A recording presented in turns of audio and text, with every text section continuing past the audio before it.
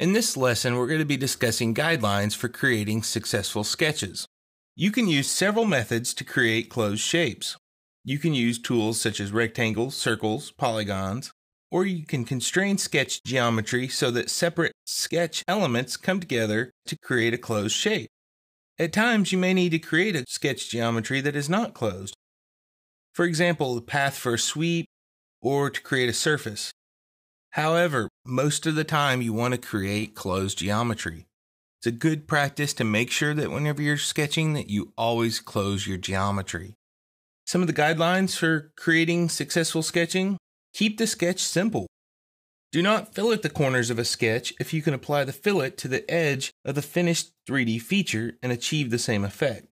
Complex sketch geometry can be difficult to manage as designs evolve. Repeat simple shapes to build more complex shapes. In the earlier lesson, I mentioned that as a small child, you're taught to draw Mickey Mouse by drawing several circles over and over again, and you get the Mickey Mouse famous head and nose and eyes. It's the same kind of concept. We're going to use very simple shapes and build up many of them to get that repeated design. Use 2D constraints to stabilize the sketch shape before size. Use the default dimensions until the shape is stabilized. What this means is don't worry about precise input. Try to get the shape down and the rough design down before you start constraining it with dimensions. And then always try to use closed loops whenever possible. Here's an example of some sketching guidelines.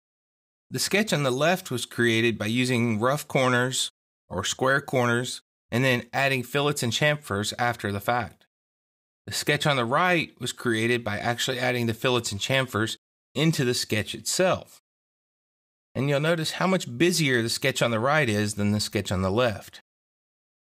The other issue with this is later on, if I decide I want to change those fillets or chamfers, I have to dig down and find out what sketch this part was made with.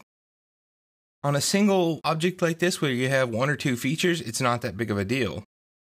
But if you have hundreds of features that make up a very complex part, it can be very hard to figure out what sketch fillets and chamfers are in, whereas the browser automatically gives you all the fillets and chamfers. And so you can actually filter down to just the fillets and chamfers and hover over each one to see which one you need to edit. It makes it much easier if you add the fillets and chamfers as a feature, not into the sketch. Now let's do an exercise to create a 2D sketch. When we get finished, we'll have a part that looks something like this. To start with, we'll click the New command. This time, let's use the metric IPT. Standard millimeters fine. Click on it, click Create. I have mine set up to ask me what plane I want to put the sketch on. You may have yours set up to automatically give you the sketch. If it's not automatically there, click on Create 2D Sketch. So now we're in the sketching environment. We're going to go up to the Line command. And we're going to come down here. We're going to just drag this line out. It doesn't have to be perfect. I want it to be about 25 millimeters. And I'm going to come up here and just kind of eyeball how big I want the circle to be. And then I am going to come down and make sure that it connects with the end. And I'm checking to make sure that I've got my parallel and my tangent constraints. And I'll come down and close it. I want it to look something like this. It doesn't have to be perfect, just something like this. To get you used to this, we're not even going to fully constrain this sketch. We're going to leave it unconstrained.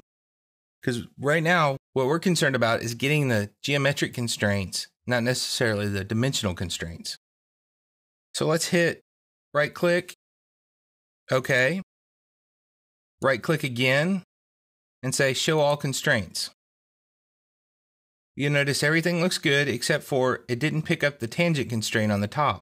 So I'm going to go up here to Tangent and add my tangent constraint in there. Finish. Now you do notice that it didn't automatically give me the tangent glyph, and that's because I have to hit F8 again or right click and say Show All Constraints to basically refresh those images and get that glyph to show up and show me that I have that in there. Once I get that done, that's all I'm concerned about. I want to make sure my geometry is in the proper shape now. and it is. So I'm going to say Finish Sketch. I'm going to go to Extrude. I'm going to extrude this 5 millimeters. Hit OK. Now I'm going to do a secondary sketch based on this first sketch. So I hit Create 2D Sketch. I'm going to come up and do a 2-point rectangle.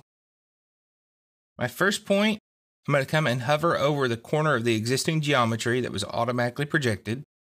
When I get my green dot, I'll left click and I'll drag down. When I get down to this bottom line down here, you'll notice I get a different glyph.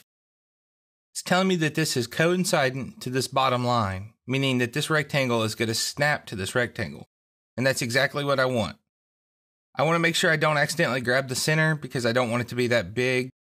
Somewhere, I don't know, around 5 millimeters is fine. I'm not going to type it in, I just want it to be rough. Finish. I'm going to go to Extrude again. Here in the top. Select Extrude. And this time, I'm actually going to grab my arrow right here and adjust my height. You can see I can just drag it to about where I want it to be. I'm going to drag mine to about 7.5. You can see Inventor tries to pop into kind of some even increments here, and it does a pretty good job of letting me pick 7.5. Okay. You can rotate it around and look at the front of it.